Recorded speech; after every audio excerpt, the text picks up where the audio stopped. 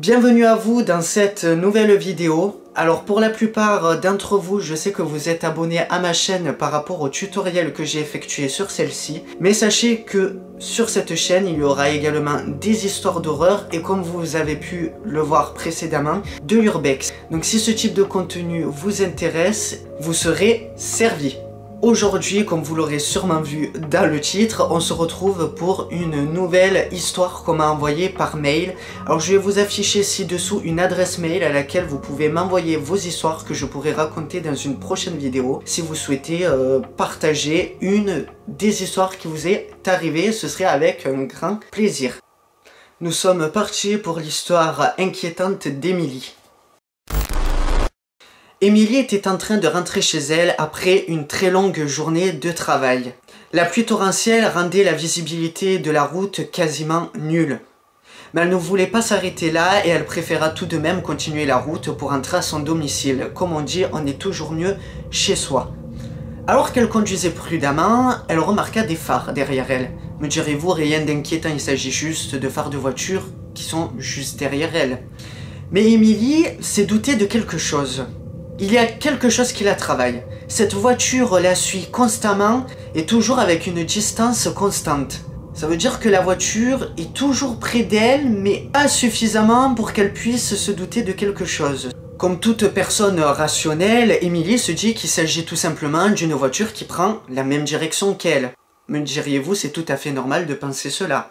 Mais au fil du temps, elle va se rendre compte que malgré les kilomètres et les kilomètres et les kilomètres qu'elle parcourt, la voiture est toujours derrière elle et que même de temps en temps, les phares de la voiture s'éteignent.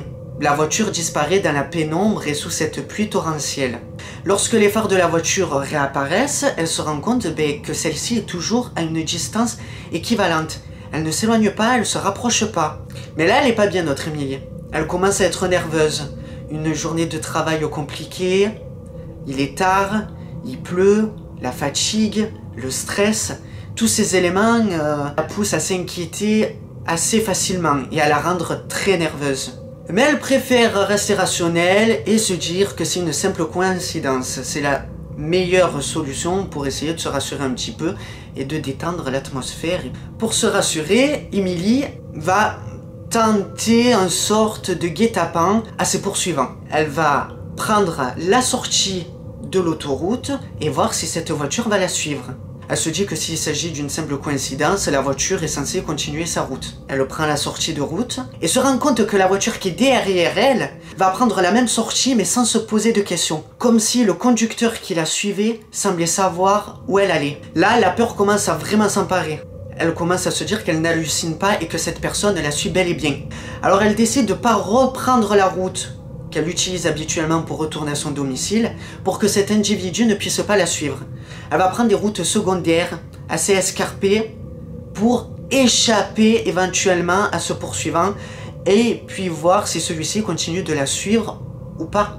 Elle va accélérer, aller de plus en plus vite sur ces routes sinueuses.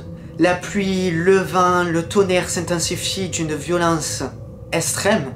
Emily jette un coup d'œil dans le rétroviseur intérieur de son véhicule. Et elle va se rendre compte que dans le véhicule qui la suit, il y a une personne. Juste un conducteur. Elle ne peut pas apercevoir son visage, ni les traits, aucun détail. Il fait nuit, il fait sombre. Elle va juste pouvoir apercevoir une ombre. Une ombre d'un homme. Un homme plutôt imposant. C'est tout ce qu'il lui a fallu pour la mettre définitivement dans une situation de stress total. Pendant qu'elle tente d'échapper à son poursuivant, le téléphone d'Emily sonne. Son père l'appelle. Elle répond immédiatement à son père et avec la panique, elle pleure et elle essaye de raconter le plus de détails possible à son père. Le père d'Emily va tout tenter pour trouver une solution la plus sécurisée pour sa fille. La solution la plus rationnelle pour son père est de demander à sa fille de foncer à la station-service la plus proche afin de pouvoir demander de l'aide. Va foncer le plus vite possible à la station la plus proche, tout en se rendant compte que la voiture qui est derrière elle continue de la suivre. La voiture ne la lâche pas. Cette simple coïncidence se transforme vraiment en une histoire effrayante. À force de rouler de nombreux kilomètres, Émilie trouve enfin une station-service d'ouverte. Elle aperçoit les éclairages au loin. Elle s'y arrête, fonce en courant et crie le plus fort possible pour demander de l'aide. Le personnel de la station-service, la voyant aussi inquiète, appelle immédiatement la police sans lui poser la moindre question. Émilie est quand même rassurée, elle est à l'intérieur de la station-service et commence à raconter son histoire au gérant de la station, qui va la croire sans aucun doute. Elle et le gérant de la station-service vont remarquer que sur le parking, non loin de là, est garée la voiture du poursuivant d'Émilie. Il ne l'a pas lâchée, il est toujours là, garé dans la pénombre, moteur coupé, et il attend. Cette attente de cet homme caché dans la pénombre donne des sueurs froides à Émilie, elle sait plus quoi faire. La police arrive à la station-service, demande à Émilie de donner le plus de détails possible sur la voiture, la plaque, si elle a vu l'homme, à quoi il ressemblait. Mais pour elle, c'est flou. Tous ces événements se sont déroulés très vite, de nuit, dans la pénombre, avec le vent, l'orage.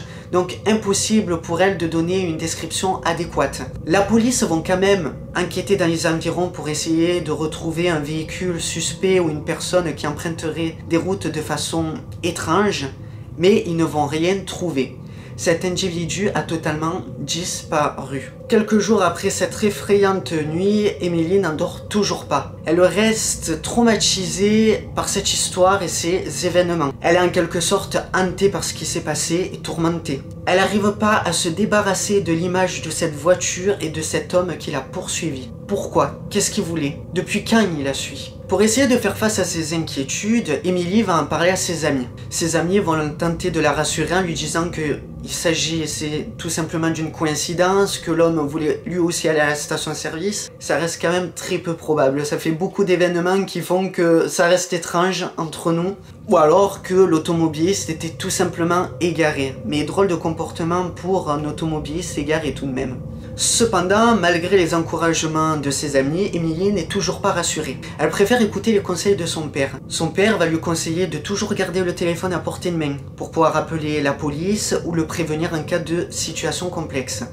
De ne pas prendre les routes la nuit, de ne pas se garer dans des endroits très sombres et de toujours se garer à proximité de commerces ou de zones habitables, c'est-à-dire dans des endroits avec toujours de l'activité, avec de la vie. Avec ces quelques conseils de son père, elle va tout de même rajouter de la sécurité en plus d'elle-même. Un système d'alarme pour sa voiture. Elle va partager sur Google Maps ses faits et gestes, chacun de ses itinéraires. Elle va activer le partage de localisation pour que n'importe qui puisse savoir où elle est en temps réel. Elle va également envoyer des SMS et appeler ses proches à chaque sortie. Mais vous vous doutez, si je continue cette histoire, c'est qu'elle n'est pas terminée et le pire reste à venir. Émilie décide d'aller faire ses courses. Elle les fait, aucun problème.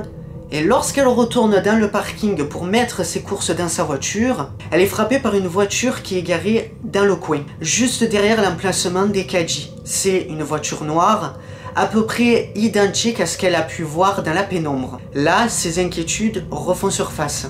Elle se demande s'il ne s'agirait pas tout simplement du même individu qui a continué de la poursuivre.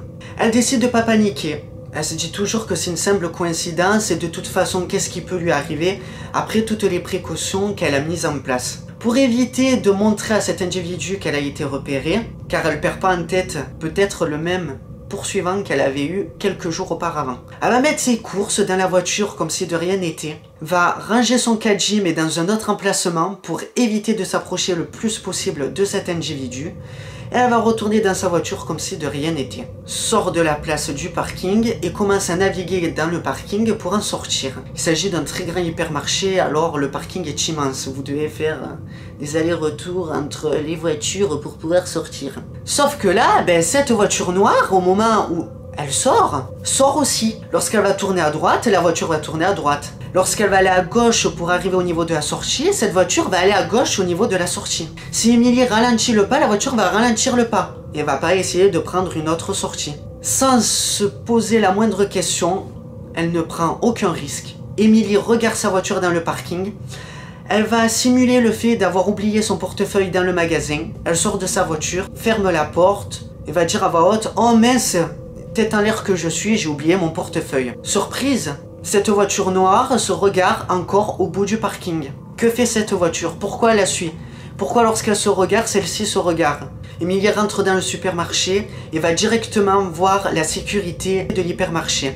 Elle va leur expliquer ce qui lui est arrivé quelques jours auparavant et leur expliquer que l'individu potentiel était actuellement sur le parking. Là aussi, la sécurité va la prendre très au sérieux et va appeler immédiatement la police. Ils vont décider de l'escorter jusqu'à sa voiture et surveiller que l'individu ne quitte pas le parking le temps qu'elle puisse sortir de l'hypermarché. Bien évidemment, la mystérieuse voiture ne pourra pas sortir du parking vu qu'il sait qu'il a été repéré. Quelques jours plus tard, en regardant les informations sur internet, Emily va tomber sur un article très intéressant. En effet, un individu a été interpellé non loin de l'hypermarché où elle se trouvait. Ce mystérieux homme a été interpellé par la police car des personnes l'avaient signalé pour son comportement suspect. En effet, l'individu en question prenait les femmes en photo et en vidéo avec son téléphone portable depuis son véhicule et effectuait quelques comportements très malsains à bord de celui-ci. En regardant plus les détails, elle va se rendre compte que le véhicule correspond parfaitement avec celui qu'elle avait aperçu lors de la nuit de sa poursuite. La police va immédiatement faire le lien avec l'affaire d'Emily et ils vont se rendre compte que l'individu l'avait repéré à son travail et la suivait potentiellement pour lui faire quelque chose de très grave. En tout cas, il est formel pour les policiers que celui-ci n'avait pas un comportement et des envies très gentilles à l'égard d'Emily. Malgré l'arrestation de cet individu, Emily va garder toujours ses moyens de protection, alarme, partage de position, le téléphone à proximité. Elle va toujours garder en tête qu'une situation pareille peut toujours lui arriver. C'est vrai, après avoir vécu une situation pareille, je pense qu'on peut se dire que demain ça pourra arriver. C'est sûr que quand une situation pareille t'arrive, ça te change à jamais. Malgré cette expérience traumatisante, elle va apprendre de cette histoire et elle va continuer de devenir de plus en plus vigilante sur sa sécurité. Et elle va se rendre compte que malgré les situations inquiétantes, elle peut se fier à son instinct. On ne saura jamais ce que cet homme aurait pu lui faire. On se doute de ce qu'il voulait lui faire, mais on ne saura jamais véritablement le pourquoi, le comment. Eh bien écoutez, c'est la fin de cette histoire, j'espère qu'elle vous aura plu. N'hésitez pas à me dire en commentaire ce que vous en pensez et si vous en souhaitez d'autres. Je vous dis à très bientôt dans une prochaine vidéo, c'était James GVP.